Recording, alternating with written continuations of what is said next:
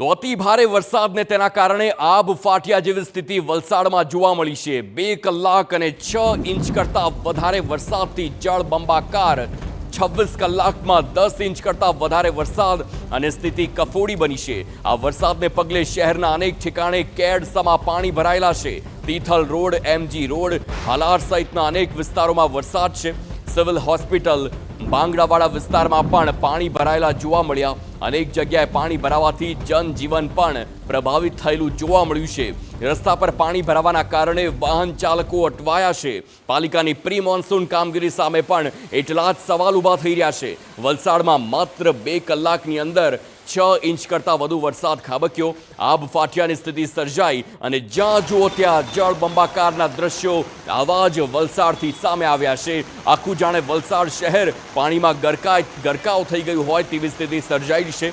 સમગ્ર વલસાડ જિલ્લામાં સાર્વત્રિક વરસાદી માહોલ અને આ વલસાડ શહેરમાં ભારે વરસાદને પગલે જનજીવન પણ એટલું જ પ્રભાવિત થયું। આ ધોધમાર વરસાદની બાદ રસ્તા પર જાણે કે નદીઓ વહેતી હોય તેવા દ્રશ્યો છે। વાહન ચાલકો મુશ્કેલીમાં મુકાયા છે। નીચાણવાળા વિસ્તારો સંપૂર્ણ પાણીમાં ગરકાવ થઈ ગયા છે। દુકાન અને ઘરોમાં પણ પાણી ફરી વળ્યા અને લોકોને ભારે નુકસાની વેચવાનો વારો આવ્યો। શહેરના Kosamba road, Halar road, Tithal road, MG road, Bagdawada સહિતના તમામ વિસ્તાર કે જ્યાં પાણીની સ્થિતિ હાલ જોવા મળી રહી છે। આ તમામ વિસ્તાર કે જ્યાં એ શહેરીજનો માટેના મુખ્ય વિસ્તાર માનવામાં આવી રહ્યા છે અને એ તમામ વિસ્તારમાં હાલ તે પાણીમાં ગરકાવ થયેલા છે। ભારે વરસાદના કારણે શાળા કોલેજો બંધ, આ મોટા સમાચાર છે। શાળા કોલેજો બંધ કરવાનો વારો આવ્યો છે। વલસાડ, ધરમપુર, કપરાડાની તમામ શાળા કોલેજ બંધ રાખવાના આદેશ આપી દેવામાં આવ્યા। 3 તાલુકામાં વહીવટી તંત્ર દ્વારા શાળા બંધ રાખવાના આદેશ આપવામાં આવ્યા। વાપી, ઉમરગામ, પાલડી તાલુકામાં પણ શાળા આચાર્યને સોંપાઈ છે જવાબદારી। શાળાના આચાર્ય પોતાના વિસ્તારમાં વરસાદની પરિસ્થિતિને જોઈને જાતે જ નિર્ણય લેશે કે આખરે આજે શાળા ચાલુ રાખવી કે નહીં। આ નિર્ણય કેટલાક તાલુકા માટે એટલા માટે કરવામાં આવ્યો છે કારણ કે તાલુકા વાઇઝ વરસાદ અલગ અલગ હોય છે। હવે વલસાડ શહેરમાં ઉપરાંત તમામ તાલુકામાં સાર્વત્રિક વરસાદથી જળબંબાકાર છે। હવે પારડી, કપરાડા, નાના પોંઢા, વાપી અને ધરમપુરમાં પણ ભારે વરસાદ છે। આ વરસાદથી વિવિધ વિસ્તાર જળભરાવથી ગ્રામજનોની હાલત પણ એટલી જ કફોડી બની છે। વલસાડના વિવિધ તાલુકાઓમાં પણ હાલ ધોધમાર ખાબકી રહ્યો છે। પારડી, કપરાડા, વાપીને સાથે જ નાના પોંઢા પંથકમાં પણ 2 ઇંચ જેટલો વરસાદ છે અને જ્યાં જુઓ ત્યાં આ વરસાદના કારણે વિકટ સ્થિતિ, પાણીની સ્થિતિ જોવા મળી રહી છે।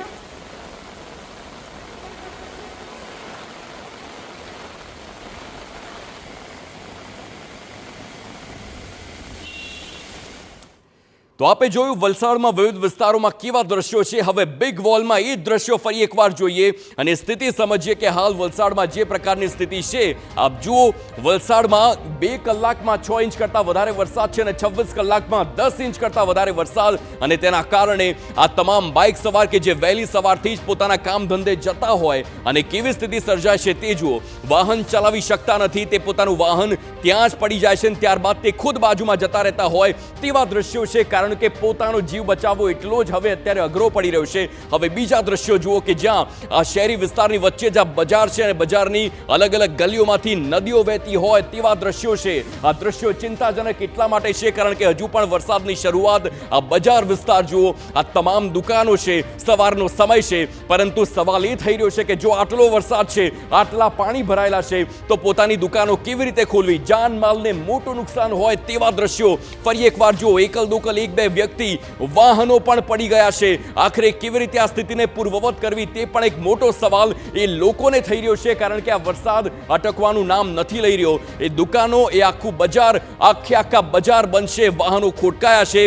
તમામ જે વાહનો બંધ થઈ જતા લોકોને ચાલીને જવાનો વારો આવ્યો હોય તેવી સ્થિતિ સર્જાયેલી જોવા મળી રહી છે। આ તમામ મોટા વાહનોને એટલું નુકસાન નથી પરંતુ આ તમામ 2 વ્હીલર ચાલકો છે, જે સામાન્ય જનતા છે, જે જનતાના વોટથી લોકોએ નેતાઓ જીતે છે, એ જ જનતા હાલ હાલાકીનો સામનો કરી રહ્યા છે। આ જુઓ, સવારના સમયના દ્રશ્યો જુઓ કે જ્યાં વહેલી સવારે ટુ વ્હીલર ચાલક છે કે જે માંડ ચાલી રહ્યું છે, મોટા મોલ છે તે પણ બંધ કરવાનો વારો આવ્યો હોય તેવી સ્થિતિ હાલ જોવા મળી રહી છે.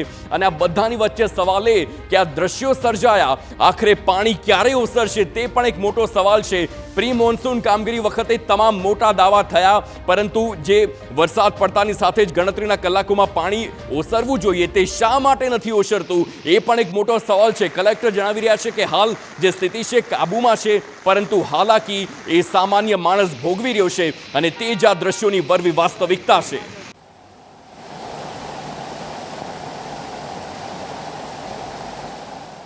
તો સાર્વત્રિક વરસાદથી ધડબડાટી વલસાડમાં જોવા મળી છે. ફરી એકવાર જણાવીએ છીએ કે 2 કલાકમાં 6 ઇંચ કરતાં વધારે વરસાદ અને જળબંબાકારની સ્થિતિ. ભાગડાવાળા ગામની સોસાયટીઓમાં પાણી ફરી વળ્યા છે.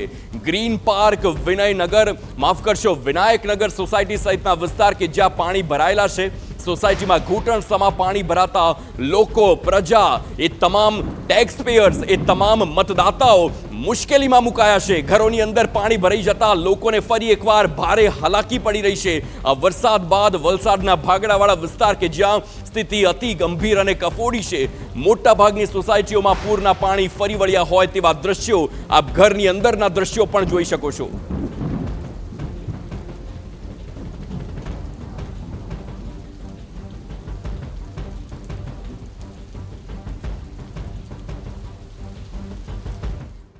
તો અત્યારના જે લેટેસ્ટ દ્રશ્યો મળી રહ્યા છે વલસાડના ભાગડાવાળા વિસ્તારના છે, ને એ જ વિસ્તારના દ્રશ્યો ફરી એકવાર બિગ વોલ પર જુઓ કે જ્યાં આ ભાગડાવાળા વિસ્તારની અલગ અલગ સોસાયટી છે.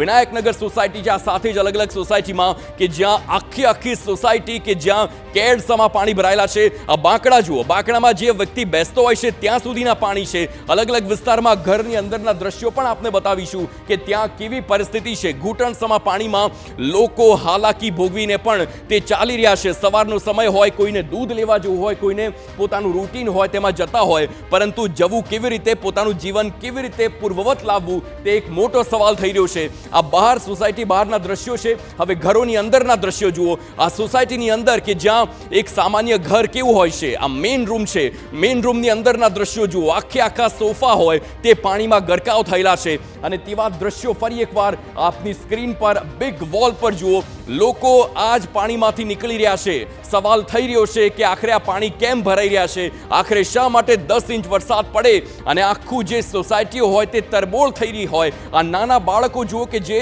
માંડ પોતાને પાણીથી બચાવી રહ્યા છે. કદાચ આ બાળકોને મજા પડી રહેતી હોય કારણ કે આવી સ્થિતિ રોજ નથી સર્જાતી, પરંતુ ગંભીર સ્થિતિ એ તમામ શહેરીજનો માટે, એ તમામ સોસાયટીના લોકો માટે કે જે હાલ આ સ્થિતિ ભોગવી રહ્યા છે. વલસાડમાં આબ ફાટ્યું ને ત્યારબાદ ભાગડાવાડીની અલગ અલગ સોસાયટીમાં આવી જ વિકટ પરિસ્થિતિ જોવા મળી છે.